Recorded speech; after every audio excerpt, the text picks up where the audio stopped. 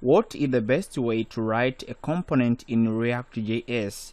Class-based component or functional-based component? In this video, I'm going to tell you the easiest way to write a component in React.js.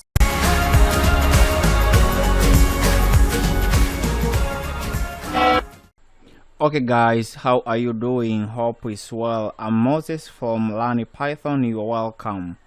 After the release of React.js 16.8, it was possible to write a functional component as a class component.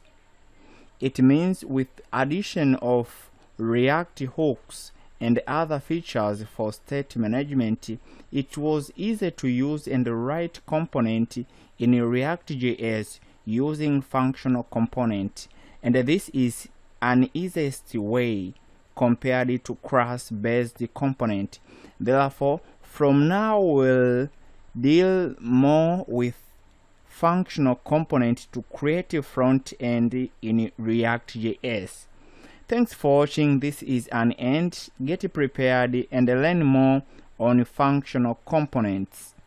Like, comment, share and subscribe. Hope to see you in the next tutorial.